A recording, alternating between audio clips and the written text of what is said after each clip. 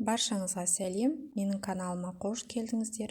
Бүгін сіздермен өте оңай дайындалатын, дәмі тіл үйіретін, тойымды ет қосылған бәлішті бірге жасайтын боламыз.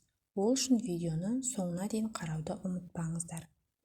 Ең әуелі ыдысымызға бір жұмыртқа, 3 ас қасық қаймақты салып, бір келкі етіп венчиктің көмегімен араластырып аламыз.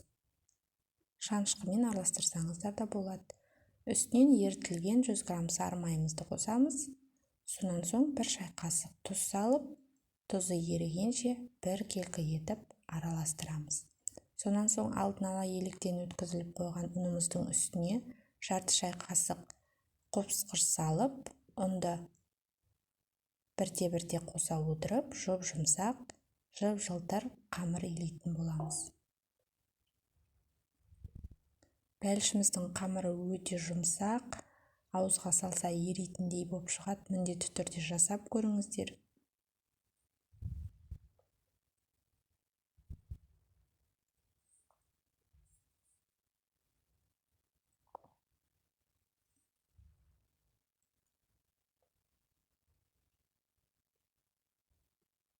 Біздің қамырымыз дайын болды. Ол өте жұмсақ, көріп тұрғандарыңыздай. Енді оны пакетке салып, тоңазытқышқа жарты сағатқа қойып қоямыз. Сол арада біз салмасын дайындайтын боламыз. Ол үшін пияз, картоп және тартылған ет қажет. Пиязды майдалап текшелеп тураймыз, ал картопты үкістен өткізіп алсақ та болады.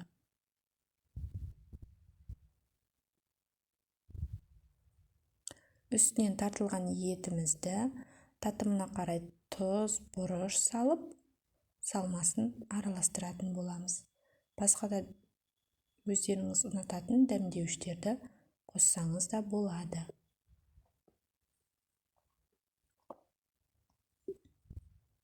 Ал енді қамырымызды 2 бөлікке бөлеміз. Бірі шамалы кішірек болу керек.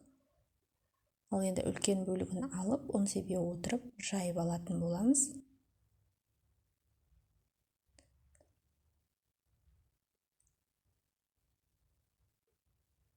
Жайылған қамырымызды алдын ала майланып дайын тұрған табамызға жайғастырып қоямыз. Сонан соң екінші бөлігінде дәл солай дөп-дөңгелек етіп жаятын боламыз.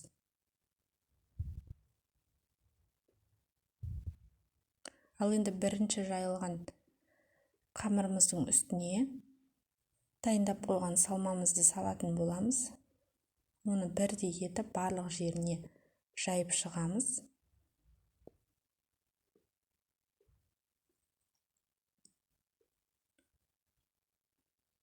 Ал үстінен алдын ала жайып дайындап қойған қамырымызды жайғастырамыз.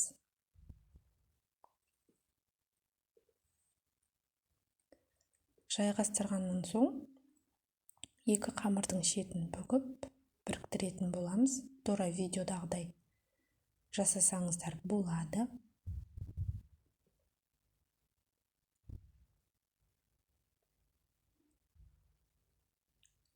Балаларыңызға түскі асқа жасап берсеңіздер болады. Өте жылдам.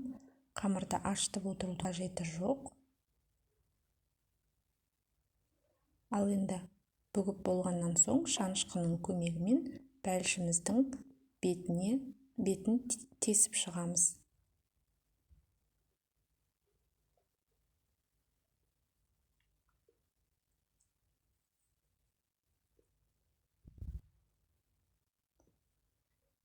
Барлық жерін бірдей тесіп шыққан соң үстіне жұмыртқа жағып, күнжіт сеуіп қойсаңыздар болады.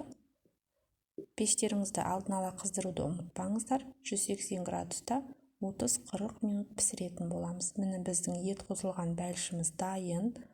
Ол өте жұмсақ, нәзік, қамыры ауызға салса еритіндей болып шығады. Міндетті түрде жасап көріңіздер.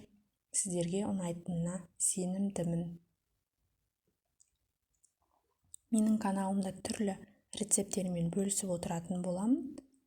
Сондықтан каналыма тіркеліп, қоңырауша белгісін басып қоюды ұмытпаңыздар.